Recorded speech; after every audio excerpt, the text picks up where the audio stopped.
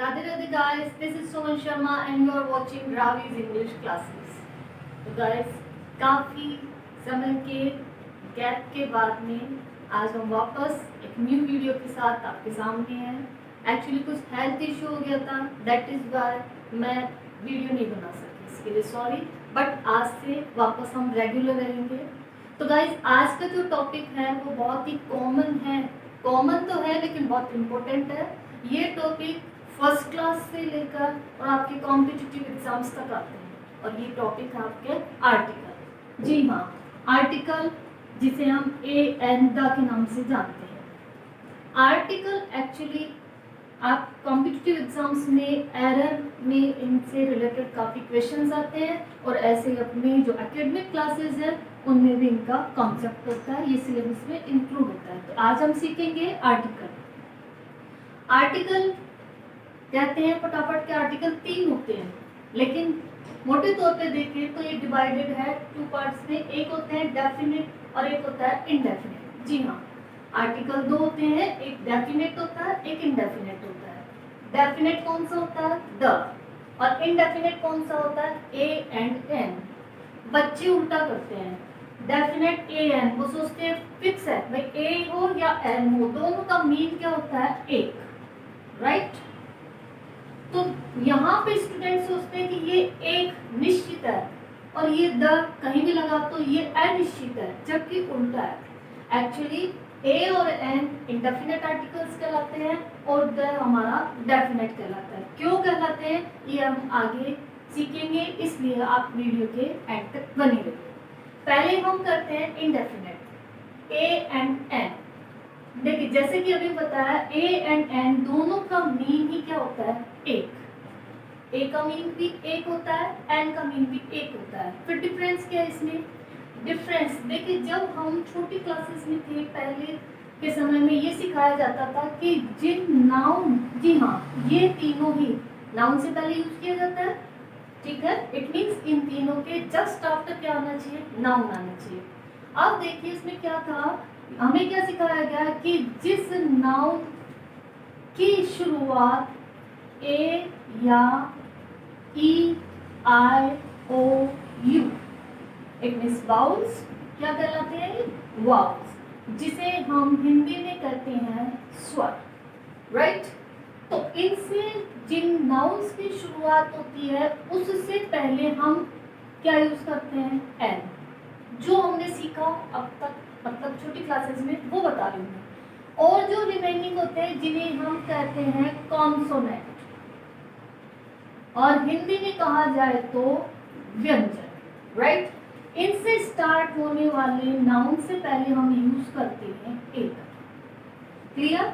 इनके अलावा जो भी बचे हैं, ए के बाद बी, सी, बी, एफ, इस तरह से जेड तक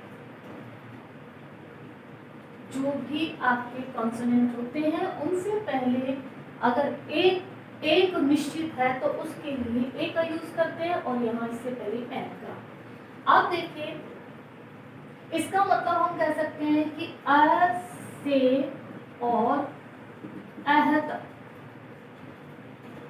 इसमें हम किसका यूज करेंगे? एन का। लेकिन आप यहाँ पे स्वर की आवाज पे ध्यान देंगे। कॉन्सेप्ट तो वही है लेकिन थोड़ा सा आप इसको मॉडिफाई कीजिए। स्वर पर ध्यान नहीं देंगे, स्वर की आवाज जिसे कहते हैं वाउल साउंड, इस पर ध्यान देंगे, ठीक है। और यहाँ कॉन्सोनेंट साउंड पर ध्यान देंगे, कॉन्सोनेंट पे ध्यान नहीं देंगे। इट मीन्स व्यंजन जो कि क से और य तक होते हैं, इनकी आवाज, इट मीन्स कॉन्सोनेंट साउंड, इनसे पहले हम किसका यूज करेंगे? ए का। अब ये कैसे, क्या होती है ये साउंड? देखिए कई बार क्या होता है, हमें लिखा हुआ तो दिख जाता है वाउल और हम यूज करते हैं वहां पर किसका? ए का। फॉर एग्जाम्पल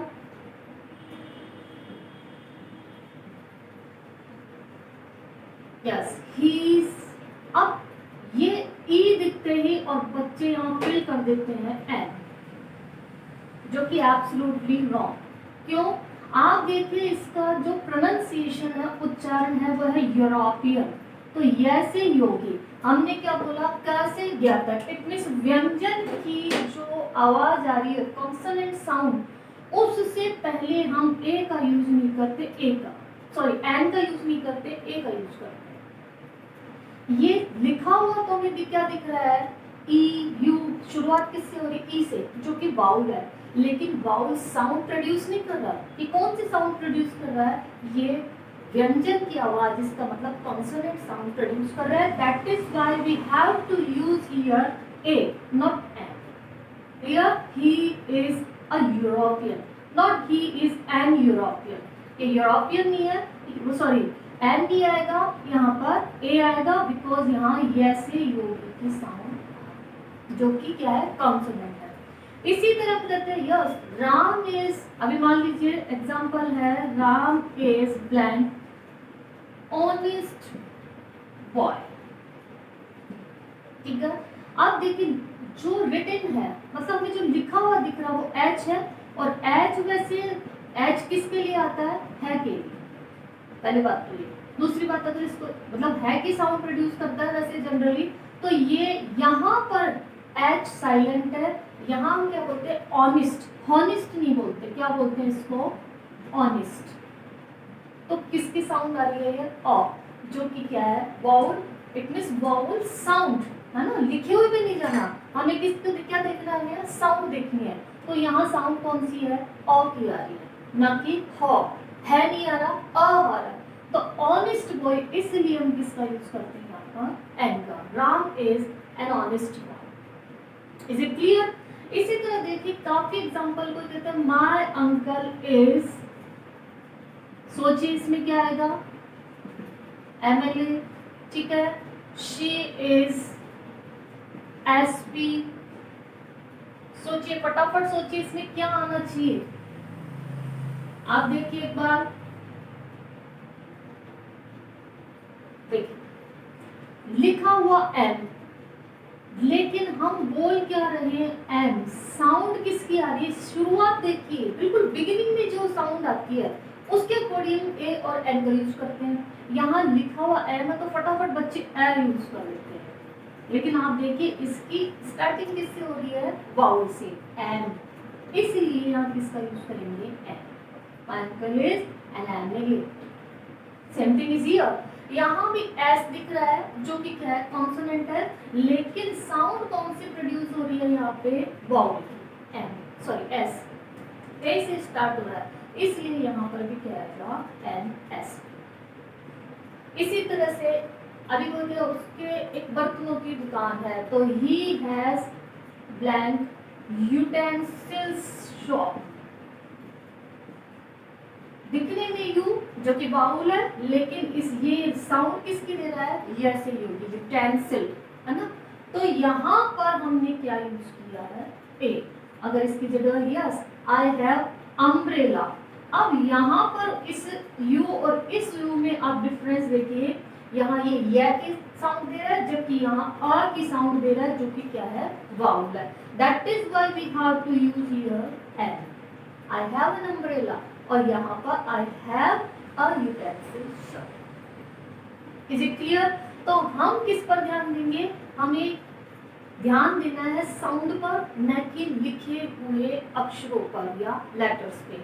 लिखा हुआ तो आपको कुछ भी दिखाई दे सकता है कई बार, जैसे कि ई और यू, ई से शुरू है, इसका मतलब वोवल लिखा हुआ है, लेकिन साउंड किसकी आ रही है, जैसी होगी। सेम थिंग इज हियर, यहाँ एच लिखा हुआ कॉन्सोनेंट दिखाई दे रहा है, लेकिन साउंड किसकी प्रोड्यूस हो रही है, ऑनेस्ट, क्योंकि ये क्या है यहाँ पर साइलेंट, इसलिए यहाँ उल्टा है, यहाँ पर ए का यूज किया गया है और यहाँ पर एन का यूज किया गया। तो आई होप गाइस कि आपको ये कॉन्सेप्ट क्लियर हो गया होगा कि ए और एन दोनों का मीन ही एक होता है, लेकिन इनमें डिफरेंस क्या है कि जिस नाउन की स्पेलिंग की बिगिनिंग, स्पेलिंग की शुरुआत जिस नाउन की किससे हो, वाउल साउंड से, नॉट वाउल्स, वाउल से जो हो ये जरूरी नहीं, वाउल साउंड से हो, उसमें साउंड किसकी आ रही है शुरुआत में, वाउल की, तो आप उसमें किसका यूज करेंगे, एन का।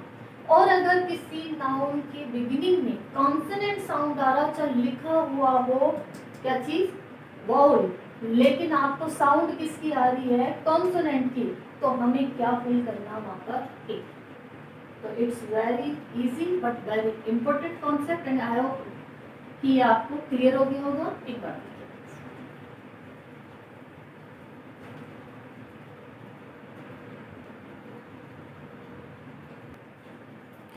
गाइस अब हम सीखेंगे कुछ specific use of A and an. जी हाँ, पहले हम ए एंड एन के बारे में सीखेंगे, द के बारे में हम बाद में करेंगे। तो specific use of A and an का क्या है कि इसका यूज कहाँ किया जाता है, सिंगुलर काउंटेबल नाउन से पहले। सिंगुलर वैसे तो आपको पता है, और तो फिर भी कि ए एन का यूज हमेशा काउंटेबल थिंग्स के लिए किया जाता है। एक विशेषता इसकी ये निकल के आती है, ठीक है। तो इसका यूज कहाँ, सिंगुलर काउंटेबल, एक होना चाहिए, सिंगुलर होना चाहिए, और वो भी काउंटेबल उससे पहले। For example I have blank pen. अब यहाँ ए आएगा या एन आएगा तो हम वो ही साउंड पर जाएंगे। जैसे पेन, पैस की साउंड आ रही है जो कि कॉन्सोनेंट है, तो हम क्या यूज किया, हम करेंगे यहाँ पर अ। तो आई हैव अ पेन। इसी तरह she Yeats blank Apple daily. Apple को हम काउंट कर सकते हैं, तो इसीलिए यहाँ पर भी किसका यूज करेंगे, एन का। ए से ही स्टार्ट हो रहा है और ए की ही साउंड दे रहा है ये, जो कि वाउल है, इसलिए किसका यूज किया हमने, एन का। Same thing is here, Sita is blank intelligent lady. अब देखिए, अगर कहें सीता इज वेरी इंटेलिजेंट या सीता इज इंटेलिजेंट, तो हम ए और एन का यूज नहीं करेंगे, क्योंकि इंटेलिजेंट क्या है, एडजेक्टिव, और एडजेक्टिव से पहले किसका यूज करेंगे, आर्टिकल का यूज नहीं करेंगे। लेकिन इसके बाद में क्या है, नाउन है, ये इसको रिलेट करना है ना, इंटेलिजेंट लेडी। तो ये यहाँ पर की Sita is an intelligent lady, ये पूरा एक है। अकेला अगर इंटेलिजेंट होता तो हम यहाँ ए एन का यूज नहीं करते, लेकिन इसके साथ क्या जुड़ा हुआ है, लेडी है, जो कि क्या है, नाउन है, इसलिए हम यहाँ किसका यूज करेंगे, ए या एन, यस एन। देखो लिखा हुआ भी वाउल है, आई, और साउंड भी किसकी कर रहा है, ई, जो कि वाउल है, that is why we have to use here an. तो Sita is an intelligent lady. तो ये हो गया सिंगुलर काउंटेबल नाउन से पहले। दूसरा प्रयोग क्या है इसका, प्रॉपर नाउन से पहले जब वह अनजान हो। प्रॉपर नाउन इट मीन्स किसी का नेम। प्रॉपर नाउन से पहले कभी ए एन का यूज नहीं करते, लेकिन एक परिस्थिति में करते हैं, कब, जब वह बोलने वाले के लिए अनजान। ध्यान दीजिए, प्रॉपर नाउन से पहले वैसे यूज नहीं करते ए एन का, ऐसे यूज करेंगे कि he is a Mukesh, he is a Reena, he is a Neha, no. लेकिन कब यूज करते हैं, जब वह बोलने वाले के लिए क्या हो, अनजान। कई बार कहते हैं अरे पता नहीं कोई नेहा करके आई है, कोई नेहा नाम की लड़की आई है, ऐसे बोल देते हैं, या फिर बोलते हैं एक नेहा नाम की लड़की आई है। तो कोई यहाँ किसको इंडिकेट कर रहा है, इसका मतलब ए। इंग्लिश में बोलेंगे तो कैसे बोलेंगे, देखो जैसे कि this poem is composed bye, यहाँ पर मुकेश, केवल मुकेश कब होता, जब बोलने वाला स्पीकर जो है वो मुकेश को जानता, तब तो direct yes this poem is composed bye Mukesh. इसका मतलब बोलने वाला और जिसको वो सामने जिसको बोल रहा है वो दोनों उसको मुकेश को जानते हैं, इसके डायरेक्ट बोल देंगे this poem is composed bye Mukesh.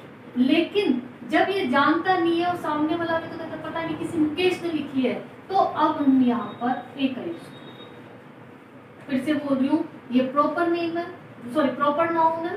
Proper noun कौन सा होता है, नेम, नेमिंग वर्ड है ना। नेम जो होते हैं वो प्रॉपर नाउन में आते हैं, और नेम से पहले कभी ए एन का यूज नहीं करते, लेकिन एक विशेष परिस्थिति में करते हैं। वो कब करते हैं, जब ये जिसका नेम बोला जा रहा है वो बोलने वाले के लिए अनजान है ना, उसके बारे में वो जानता नहीं। मैंने एग्जाम्पल दिया है, कोई मुकेश करके आया है ना, हम उसको नहीं जानते नहीं है कि कोई हम गेट पे गए, उसने कहा बोल दीजिए मुकेश नाम, मुकेश आया है, तो हम अंदर जाके क्या बोलेंगे कि कोई मुकेश नाम का व्यक्ति आया है, कोई, तो उस कोई को यहाँ पर क्या यूज करेंगे, अ। तो ये हो गया this poem is composed by a Mukesh. ये जो पोएम है ना वो किसी मुकेश ने कंपोज की। Is it clear? Now next is exclamatory sentence में व्हाट के बाद और काउंटेबल नाउन से पहले। एक्सक्लेमेटरी सेंटेंस में व्हाट के बाद और काउंटेबल नाउन से पहले। काउंटेबल नाउन है, इससे पहले किसका यूज करेंगे, ए या एन का।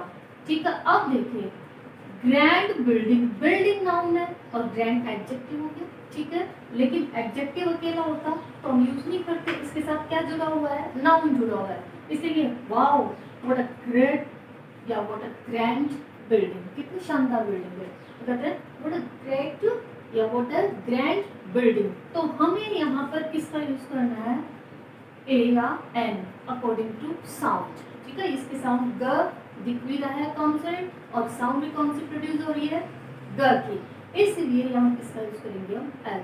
अब यहाँ देखिए what pretty girl, what pretty girl.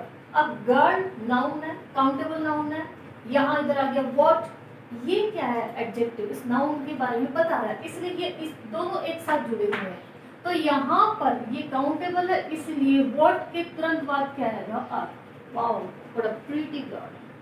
तो इस तरह से गाइस हमने देखा कि किस तरह से ए और एन के स्पेसिफिक यूज होते हैं कि काउंटेबल। हम ये देखिए कई बच्चे यहाँ पर कंफ्यूज होते हैं कि प्रॉपर नाउन से पहले तो बता दिया जब वो बोलने वाले के लिए क्या हो, अनजान हो, अननोन, तो यहाँ पर ये यूज करेंगे। ये यूज कॉमन है जो हम करते ही आए हैं, बस इसका ये ध्यान रखना है कि यहाँ पर अगर कोई एडजेक्टिव ना हो, सिंपल हो जस्ट लाइक दिस, तो हम क्या यूज करेंगे, डायरेक्ट ए या एन का यूज करेंगे। लेकिन यहाँ पर कंफ्यूज नहीं होना है, यहाँ इसके अकॉर्डिंग यूज नहीं करना है कि Sita is a lady, intelligent lady, हम इसके अकॉर्डिंग साउंड तो इसी की देखेंगे। माना कि नाउन ये है लेकिन ये इससे रिलेटेड है, ये दोनों जुड़े हुए हैं, इसलिए इसकी साउंड के अकॉर्डिंग यहाँ पर ए या एन का यूज करेंगे। और स्क्रीनशॉट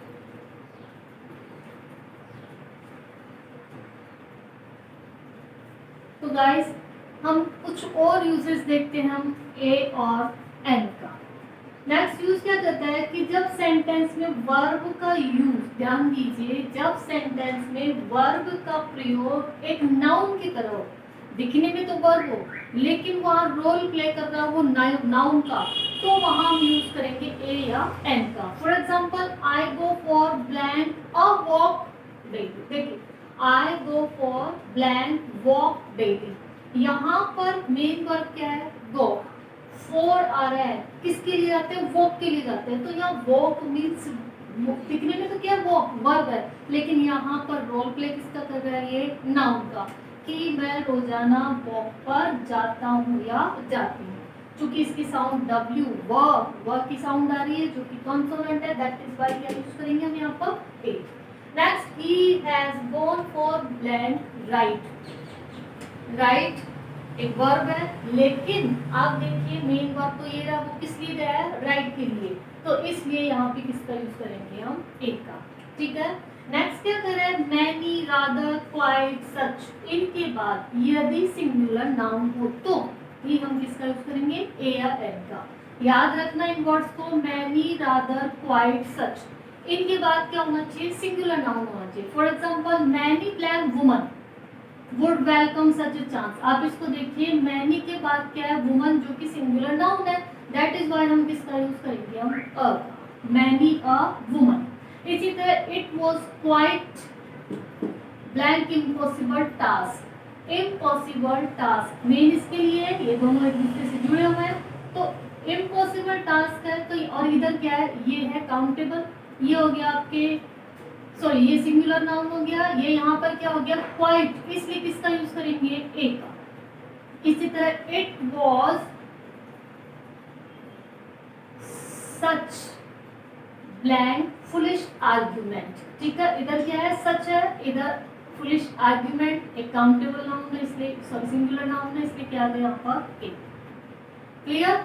इसी तरह देखिए प्रति माह या प्रति वस्तु की कीमत, ध्यान दीजिए बहुत इंपॉर्टेंट यूजेस कर रहे हैं हम ए और एन का, तो थोड़ा सा अटेंशन दीजिए। ये क्या कर रहा है, प्रति माह या प्रति वस्तु की कीमत के कॉन्टेक्स्ट में, यदि हम कुछ बता रहे हैं कि प्रति माह ऐसा होता है, इतना मिलता है, मैं प्रति माह इतना कमाती हूँ या मेरा भाई इतना अर्न करता है, तो प्रति माह, पर मंथ। ऐसे ही प्रति वस्तु, एक वस्तु की प्रति मींस वन, कि ये एक वस्तु की कीमत ये है, या फिर कह सकते हैं कि दाल इतने रुपए किलो, प्रति किलोग्राम, एक किलो का तो भाव बताते हैं, तो वहां भी हम किसका यूज करेंगे, ए या एन का। For example she can run 10 kilometre an hour.